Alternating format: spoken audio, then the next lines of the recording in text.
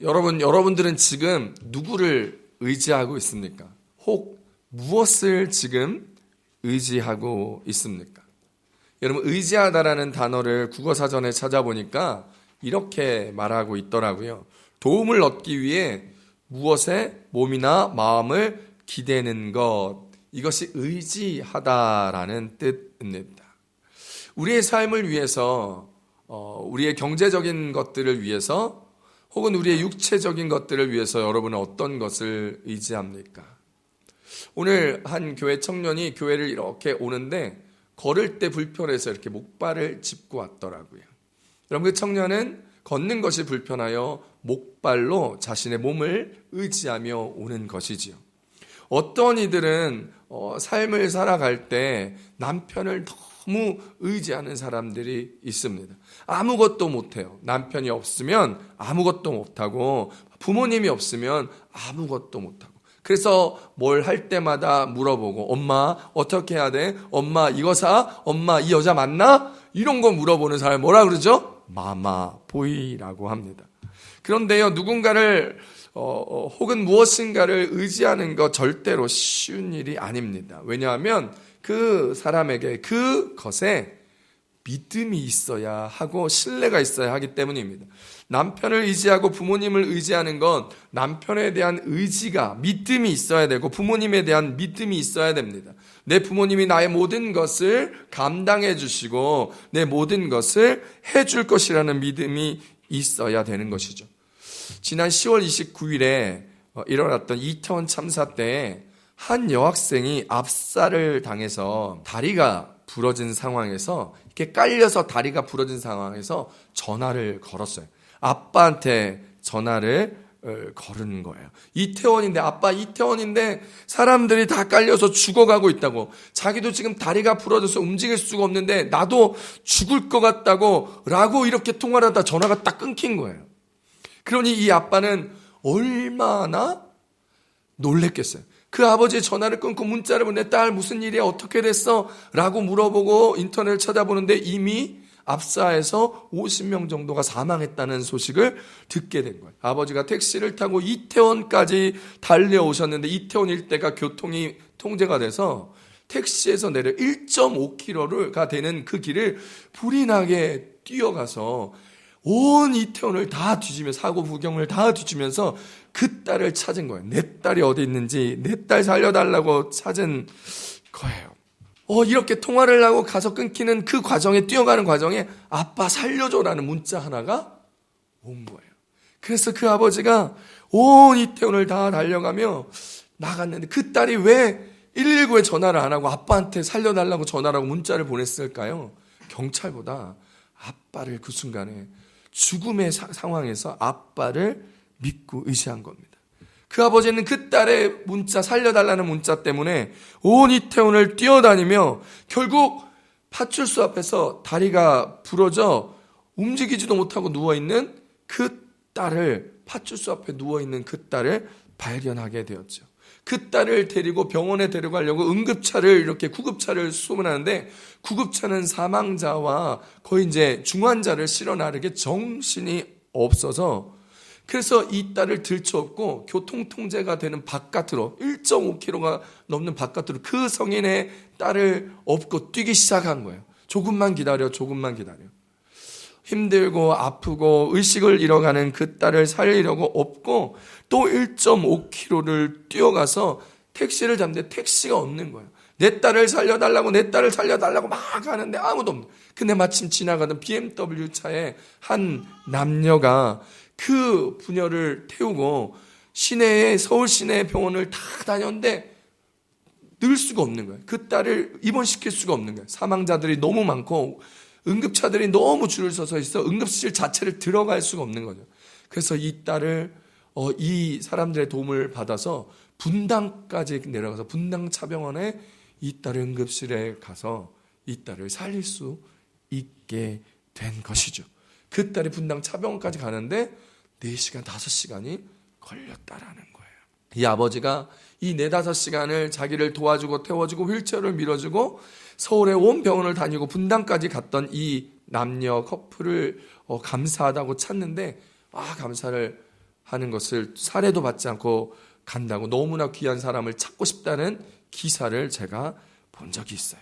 그 딸은 다리가 부러지고 심장의 압력을 너무 받아가 심장이 크게 망가져서 지금 치료를 받고 있는 중이라고 합니다.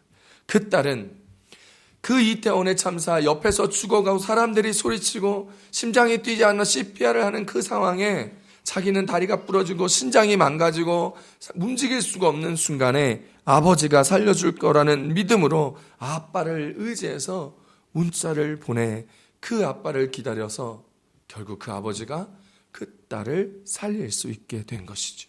사랑하는 성도 여러분, 여러분은 누구를 믿고 무엇을 의지하고 있습니까?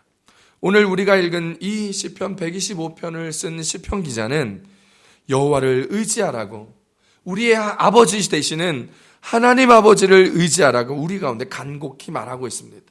우리는 하나님을 의지하는 것, 하나님을 믿는 믿음이 우리에게 있을 때에 오직 우리는 하나님을 의지할 수 있게 됩니다. 어떻게 하나님을 의지할 수 있을까요? 하나님을 바라보아야 합니다. 여러분 혹시 바라봄의 법칙을 아시나요? 어떤 것을 바라보면 그것이 이루어지고 어떤 사람을 바라보면 그 바라봄의 대상을 닮아간다라는 것입니다. 그래서 부부가 서로 같은 방향으로 바라보며 살아가면 부부가 닮아간다잖아요. 얼굴이 닮아가고 식성이 닮아가고 성품이 닮아가는 것이죠. 우리가 하나님을 바라보고 우리가 하나님을 가까이 하고 우리가 하나님 앞에 서 있다면 우리는 하나님을 닮아갑니다. 하나님을 바라보면 바라볼수록 하나님을 더욱 믿고 더욱 의지하게 되는 것이죠. 사랑하는 성도 여러분, 하나님을 의지하는 것이 인생의 해답임을 믿으시길 바랍니다. 여러분, 하나님을 의지하는 것이 인생의 해답이라는 것을 꼭 알고 계셔야 됩니다. 내가 하면 해답이 안 돼요. 자꾸 안 풀리고 꼬여요. 하나님을 의지하셔야 인생이 풀리고 인생이 복을 받고 인생이 잘됨을 기억하시기 바랍니다. 어떤 사람이 있었어요. 살면서 자꾸 아내와 다툼이 생기고 아내와 부딪힘이 생겨 힘이 드는 거예요. 그런 가운데 아내가 점점 마음이 강팍해지는 것을 느끼는 거예요. 그래서 하나님 앞에 기도드렸습니다. 하나님, 제 아내가 저 아가씨일 때는, 처녀 때에는 저렇게 참 아름답고 성품도 좋아서 그래서 제가 반해서 결혼했는데, 아니 저랑 결혼하고 제 아내가 되더니 도대체 왜 저렇게 됐습니까? 라고 하나님 앞에 하소연하듯 기도했더래요. 그렇게 기도하셨는데 하나님께서 응답하셨습니다. 야, 너 정말 몰라서 그렇게 묻냐? 아가씨는 내가 만들었고 와이프는 네가 만들어서 그래, 그랬다는 거예요. 이게 무슨 말이에요? 아가씨는 하나님께서 만드셔서 하나님만 바라보고 하나님을 닮아 아름답고 성품도 좋았는데 그 아가씨가 너랑 그 남자랑 결혼해서 그 남자의 와이프가 되니까 그 남자 바라보고 그 남자 닮아가서 마음이 강팍해지고 그래서 자꾸 싸우고 치지고 볶게 되더라는 거. 아가씨는 내가 창조해서 아름답고 좋았는데 와이프는 네가 너랑 같이 있어가지고 그렇게 된 거라는 하나님의 책망이었다라는 것이지요. 하나님을 의지하는 것이 하나님을 바라보는 것입니다. 우리가 아내를 하나님께 맡겨드리면 아내의 아름다움을 이렇게 지킬 수 있다는 것을 믿으시기 바랍니다. 내가 돈 벌어서 쌍꺼풀 수술해주고 뭐 필러 넣어주고 뭐 여기 뭐 또 넣어요. 그런 거 넣는 거 해봤자 안 아름다워져요. 안 아름다워져요. 내가 하나님 아내를 아름답게 하고 성격을 어떻게 바꾸려고 하면 자꾸 이상해지는 거예요. 돌이킬 수 없어요. 다른 건 없습니다. 하나님을 바라보게 하는 것이 아내를 아름답게 지키는 방법이고, 아내가 하나님을 바라볼 수 있도록 내가 믿음으로 기도하고 나아가는 것이, 그것이 아내를 지키는 길이에요. 아내가 하나님을 바라보고 하나님을 의지하고 하나님을 가까이 할 수 있도록 하는 것, 그것이 외조이지요. 남편을 존경받을 남편으로 만들려면 어떤 것보다도 남편이 하나님을 의지하고 남편이 하나님을 가까이 하도록 도와주는 게, 그게 내조의 1번이라는 거예요. 다른 내조 필요 없다라는 거죠. 하나님을 의지하고 하나님을 바라보고 하나님을 가까이 하면 내 남편이, 내 아내가, 내 자녀들이 걱정할 필요가 없게 됩니다. 내가 애를 쓰면 애를 쓸수록 그냥 내 속만 다 들어가는 거예요. 내 자식들도 마찬가지입니다. 내 자식 여러분 공부시키려고 해보세요. 애써보세요. 공부하던가요? 공부 안 해요. 공부 안 해요. 오히려 더 밖으로만 돌아요. 그런데 내 아들이, 내 자녀들이 하나님을 의지하도록, 하나님을 바라보도록, 하나님을 가까이 하도록 그렇게 만들고 기도하고 세워준다면 아이들은 알아서 공부하고, 아이들은 알아서 비전을 찾고, 아이들이 하나님 안에서 자신의 삶을 이루어 가는 거죠. 내가 힘쓰면 애들도 부담스러워하고 힘들어요. 내가 애쓰면 부부가 서로 부담스럽고 힘들어져요. 조금이라도 고치려 하면 오히려 당신이나 잘해 라는 반발로 돌아오기 마련임을 여러분 다 경험해 보셨잖아요. 여러분 자녀 키우면서 경험해 보셨잖아요. 연애하는 청년들 지금은 모릅니다. 지금 서로에게 잘 보여야 할 때이기 때문에 다 맞춰줄 것 같죠. 저희 아내가요, 저를 보고 야, 정말 좋은 사람이다라고 생각하고 결혼했대요. 배려도 잘해주고 이야기도 잘 들어주고. 그런데 제가 외국에서 살아서 그런가 보다라고 생각하고 결혼했다는 거예요. 그런데 결혼해 보니까 딱 이 말 하더라고요. 캐나다에 살던 경상도 사람이었구나. 그런 거죠. 그래서 어떻게든 가족들이 하나님을 의지하고 하나님을 바라보며 하나님을 더 가까이 할 수 있도록 하는 것이, 그게 가장 훌륭한 가정을 만드는 방법이고, 그것이 귀한 자녀를 세우는 방법이고, 그것이 우리의 가문을 훌륭하게 세우고 만드는 지름길이라는 사실을 기억할 수 있기를 바랍니다. 자, 그렇다면 그렇게 하나님을 바라보고 하나님을 의지하는 자는 어떻게 될까요? 어떻게 된다고 오늘 성경 본문은 우리 가운데 말씀하고 은혜를 주실까요? 첫 번째입니다. 여호와를 의지하는 자를 하나님께서 안전하게 지키신다라는 것. 따라 하십시다. 여호와를 의지하는 자를 안전하게 지키십니다. 시편 125편 2절 말씀 함께 봅니다. 시작. 산들이 예루살렘을 두름과 같이 여호와께서 그의 백성을 지금부터 영원까지 두르시리로다. 아멘. 오늘 본문은 산들이 예루살렘을 두름같이 하나님께서 그의 백성을 지금부터 영원토록 두르시겠다 말씀하고 계십니다. 산이 예루살렘을 두른다라는 것은 무슨 뜻일까요? 예루살렘을 산들이 둘러싸서 적들이 들어오지 못하도록 안전하게 지킨다라는 뜻입니다. 우리나라 역사를 보면 조선의 태조 이성계가 위화도 회군을 하면서 고려가 무너지고 조선을 건국하게 됩니다. 그렇게 조선이 시작되고 나서 처음에는 그 조선의 수도가 이전 고려의 수도였던 개성, 예전 말로는 개경이었는데, 그러다가 수도를 옮기게 되지요. 수도를 옮기게 되었는데 원래 수도를 하려 했던 곳이 지금 우리나라에 육해공군이 있었던 계룡대였습니다. 하지만 최종적으로 조선의 수도를 한 곳이 바로 한양, 지금의 서울이었죠. 한양은요, 한강을 끼고 있어 물을 얻기가 쉬웠고, 한강이 아주 큰 강이라 지방에서 세금 등으로 올라오는 물자들이 이 강을 통해서 올라와 공급을 받을 수 있는 물류로서 최고의 입지를 가진 곳이었기 때문입니다. 그런데 무엇보다 북쪽으로는 북한산과 도봉산과 수락산이 있고, 남쪽으로는 관악산과 청계산으로 둘러싸여서 외적이 침입했을 때 방어하기가 아주 좋은 천혜의 요새였다라는 거예요.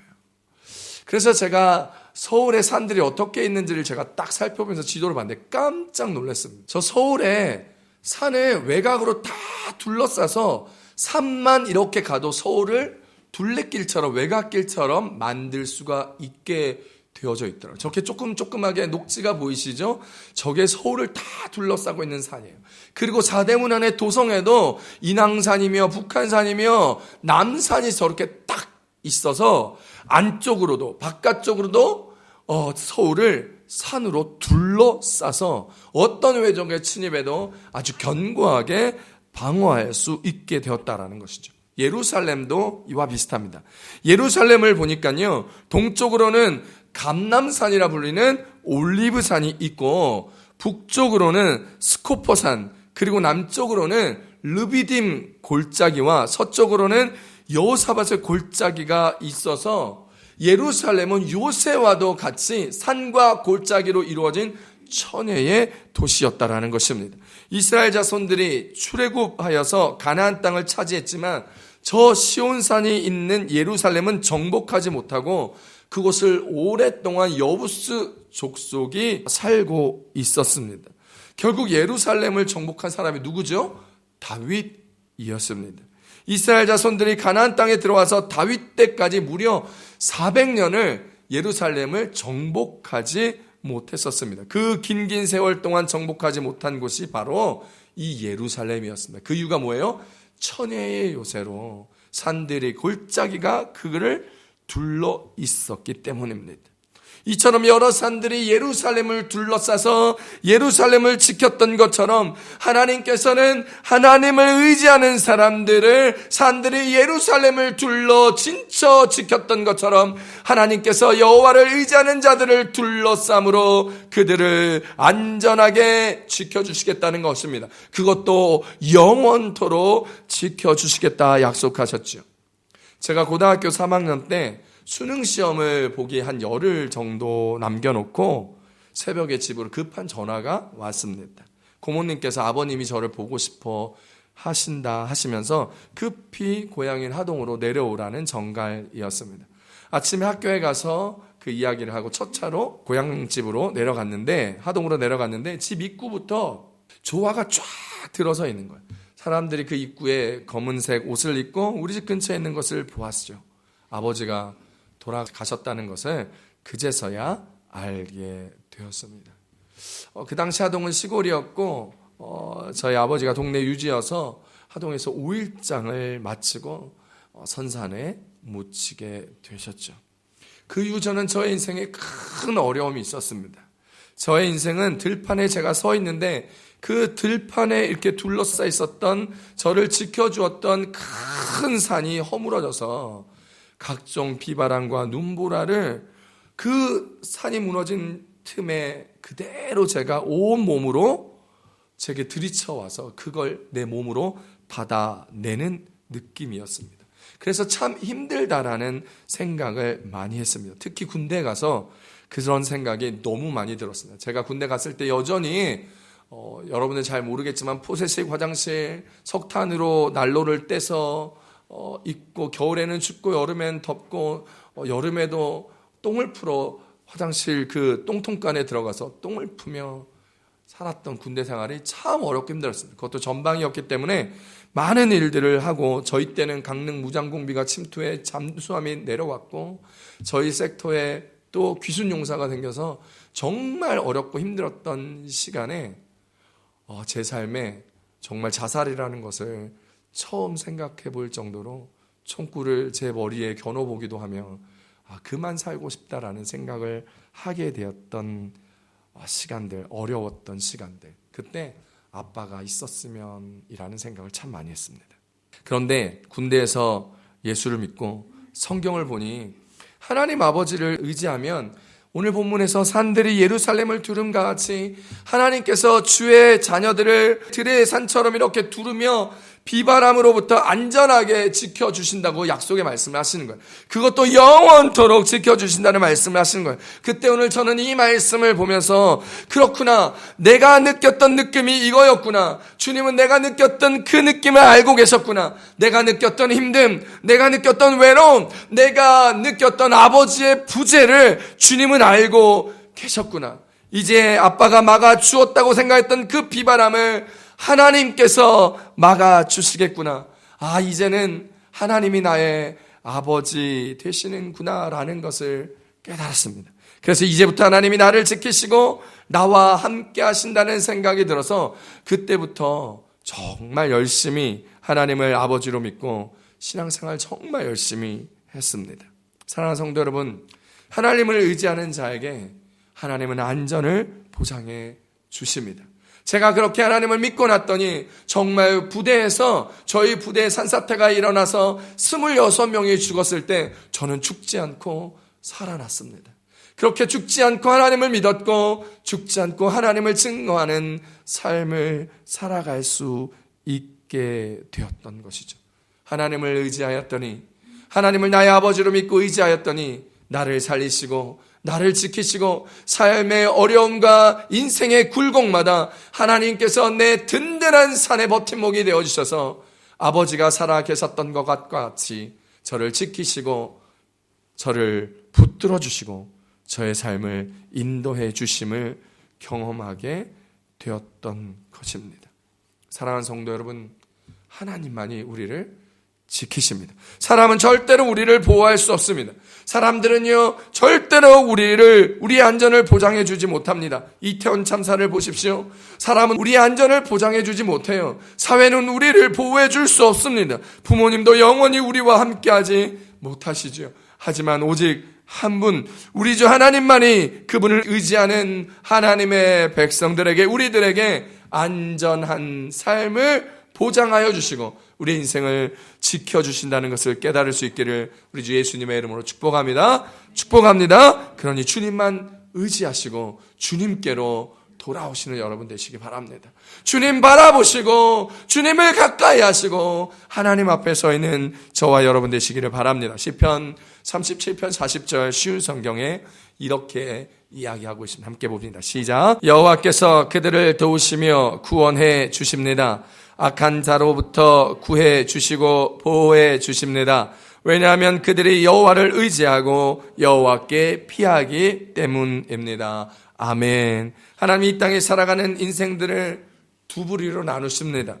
한 부류는 의인이고 나머지 한 부류는 악인이라고 말합니다. 오늘 시편 125편을 쓴 시편 기자는 여호와를 의지하는 자들을 의인으로, 그렇지 아니하는 자를 악인으로 보고 있습니다. 시편 1편도요, 복 있는 자를 의인으로 악인으로 나누며 의인인 복 있는 자는 그가 하는 모든 일이 다 형통하실 것이라 이야기하며 악인은 그 길이 망할 것이라 말하고 있습니다. 시편 1편 6절 말씀입니다. 시작. 무릇 의인들의 길은 여호와께서 인정하시나 악인들의 길은 망하리로다. 아멘. 하나님을 의지하는 사람이 바로 의인입니다. 하나님과 함께하는 자가 바로 의인입니다. 하나님을 믿고 하나님을 바라보는 자가 의인이라는 것이지요. 그분이 보내신 독생자 예수 그리스도를 믿는 자마다 멸망하지 아니하고 영원한 생명을 누릴 것이라 말씀하여 그를 믿는 모든 자들마다 의인이 되게 하셨습니다. 의인은 하나님을 믿고 의지하며 살아가는 자를 말하는 것이죠. 로마서 1장 17절 말씀입니다. 시작. 복음에는 하나님의 의가 나타나서 믿음으로 믿음에 이르게 하나니 기록된 바 오직 의인은 믿음으로 말미암아 살리라 함과 같으리라. 아멘. 사랑하는 성도 여러분, 여호와를 믿고 의지하는 여러분들 되시기를 바랍니다. 하나님을 가까이하며 하나님을 믿는 믿음으로 이 땅을 승리하며 살아내는 여러분들 되시기를 우리 주 예수님의 이름으로 축복합니다. 여호와를 의지하는 것이 믿음입니다. 여러분, 그 믿음으로 살아가시고 그 믿음으로 우리에게 임하는 세상의 모든 풍파 걱정 근심을 다 주님께 맡기며 안전하게 주님 품 안에서 살아가는 저와 여러분의 인생들 되시기를 우리 주 예수님의 이름으로 축복합니다. 축복합니다. 두 번째, 오늘 말씀이 주시는 은혜는 이것입니다. 여호와를 의지하는 자에게 평강이 있다라는 것이죠. 따라하십시다. 여호와를 의지하는 자에게 평강이 있습니다. 오늘 본문 시편 125편 5절 말씀 함께 보겠습니다. 시작. 자기의 굽은 길로 치우치는 자들은 여호와께서 죄를 범하는 자들과 함께 다니게 하시리로다. 이스라엘에게는 평강이 있을지어다. 아멘. 성경은 우리 가운데 얘기합니다. 의인에게는 평강이 있을 것이며 죄인에게는 자기의 굽은 길로 하나님의 뜻을 의지하지 아니하고 자기 멋대로 살아가며 치우쳐 살아가는 자들은 여호와께 죄를 범하는 자들과 함께 다니게 될 것이라는 이야기이지요.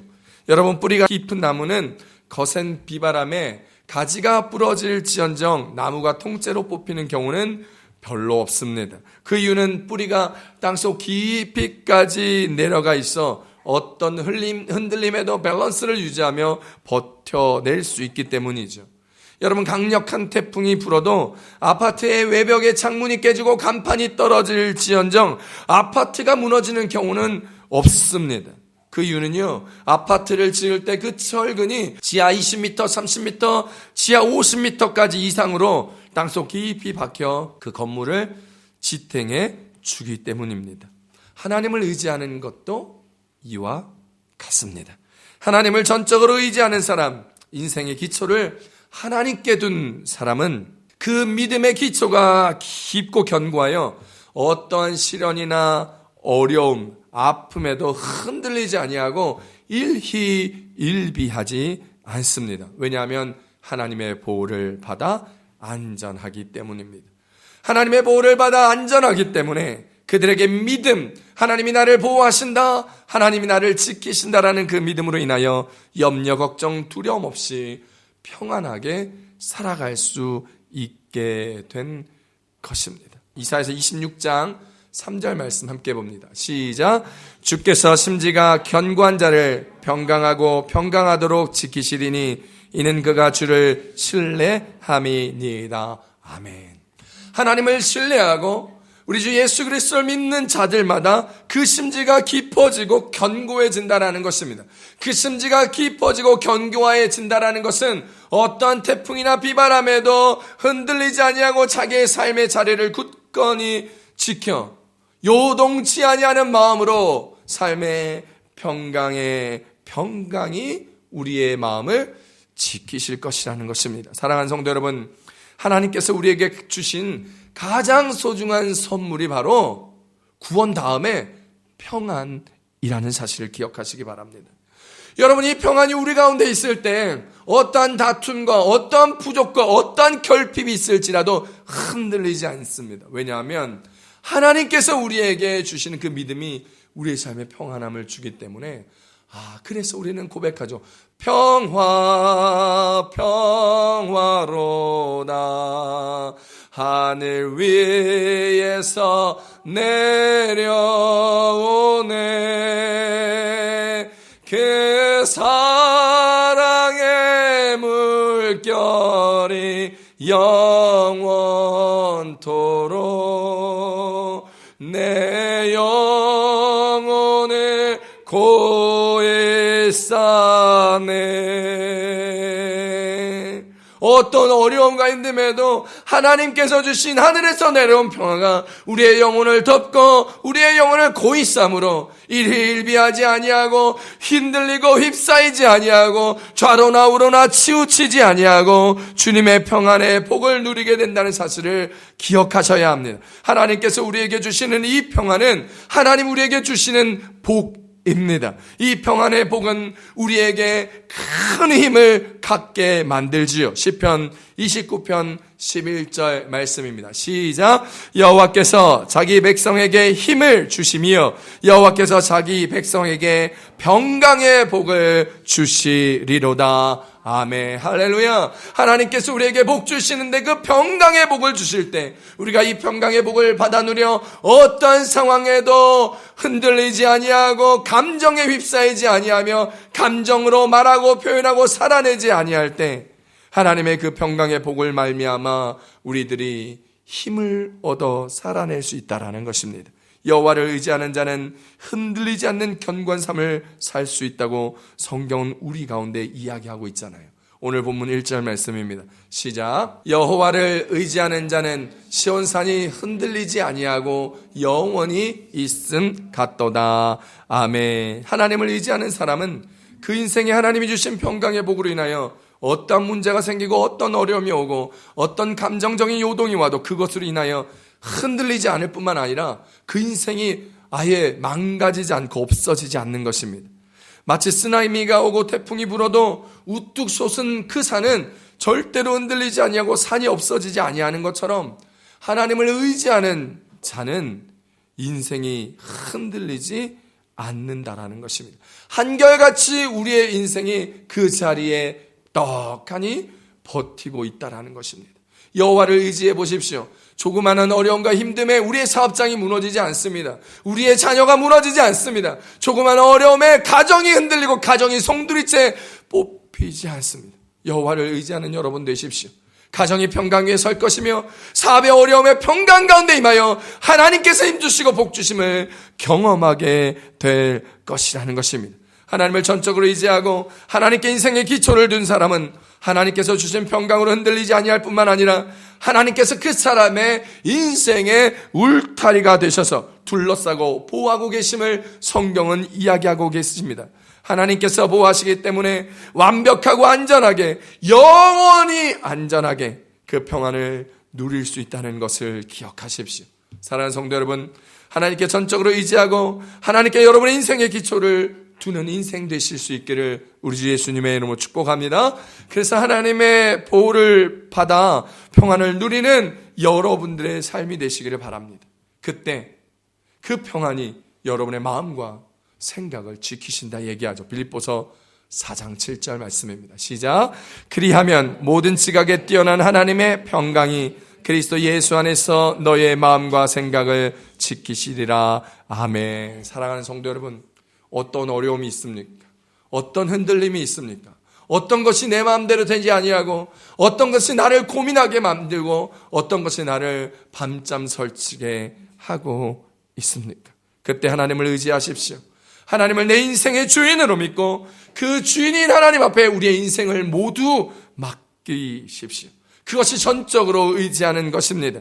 온 우주 만물을 만드신 창조자 하나님, 나를 구원하신 구원자 예수 그리스도를 믿으며 내 인생의 모든 것을 주관하시는 전능자 하나님 앞에 내 인생 전체를 맡기시기 바랍니다.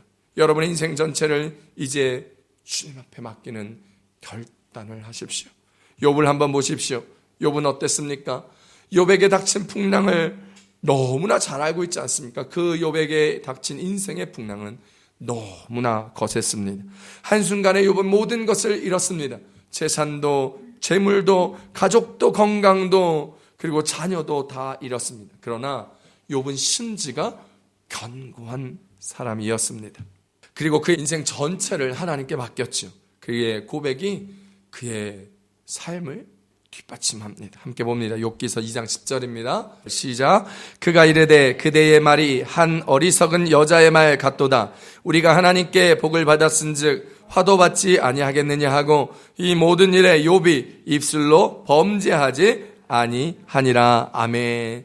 욥은요, 눈에 보이는 환경 때문에 믿음이 흔들리지 않았습니다. 불안하지도 않았습니다. 하나님이 복 주셨기에 이 어려움도 하나님께서 주셨다면 아무렇지도 않고 받아들일 수 있다 고백하였습니다. 그리고 언젠가 하나님께서 다시 복의 복을 주실 것이라 생각하며 입술로 범죄치 않겠다, 그의 신앙과 믿음을 결단하였습니다. 불안하지 아니하고 하나님만 의지하며 인생 전체를 하나님 앞에 맡겨드렸습니다. 그랬더니 하나님은 결국 그에게 이전보다 갑절의 축복을 허락하여 주셨죠.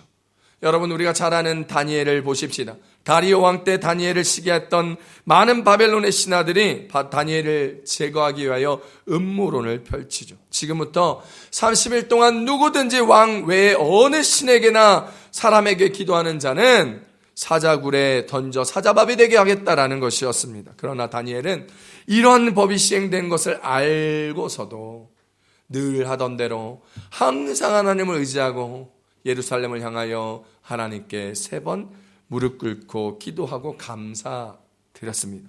결국 그는 고소를 당했고 사자굴에 던져져 사자밥이 될 위기에 처해 있었습니다. 하지만 다니엘은 평안하였습니다. 오히려 다리오 왕이 벌벌 떨며 다니엘이 죽을까 겁을 내고 불안초조하였지만 다니엘은 평안하였습니다. 왜일까요? 그는 심지가 견고한 자였기 때문입니다. 그는 인생 전체를 하나님 앞에 맡겼기 때문입니다. 그래서 그는 어떠한 상황에도 흔들리지 않았습니다. 비록 사자굴에 들어가 사자의 밥이 될 것 같은 상황에서도 흔들리지 않았습니다. 환경에 눌리지 않았습니다. 그런 그를 하나님은 친히 찾아가서 사자의 입을 봉하고 그를 구하여 내셨습니다. 하나님을 의지하고 인생의 전부를 하나님께 맡겼던 그에게 살아계신 하나님의 전능하심의 역사를 보여주었던 것이죠. 사랑하는 성도 여러분, 우리의 인생이 어떠하든지 우리의 인생 전체를 전능자 하나님께 맡겨보십시다. 창조주 하나님 앞에 맡겨보십시다. 우리를 구원하신 구원자 예수 그리스도께 맡겨보십시다. 우리의 사업의 어려움에서 구원하여 주실 것입니다. 우리의 직장의 어려움에서 구원하여 주실 것입니다. 건강의 어려움에서 구원하여 주실 것입니다. 관계의 어려움에서 우리를 주권 가운데 두시사 우리를 안전하게 지키시며 우리의 그 어떠함에서도 살아계신 하나님의 의로우심을 나타내실 것입니다. 하나님만 의지하며 하나님만 바라보며 하나님의 평강의 축복을 받아 힘있는 인생 살아가는 여러분 되시기를 우리 주 예수님의 이름으로 축복합니다. 그 평강의 은혜가, 안전하게 지켜주시는 은혜가 여러분의 삶에 경험되어 오늘 우리가 날마다 간증하여 우리 하나님을, 우리 주 예수님을 자랑하는 여러분의 인생들 되시기를 우리 예수님의 이름으로 축복합니다. 축복합니다. 우리 다 함께 기도하시겠습니다.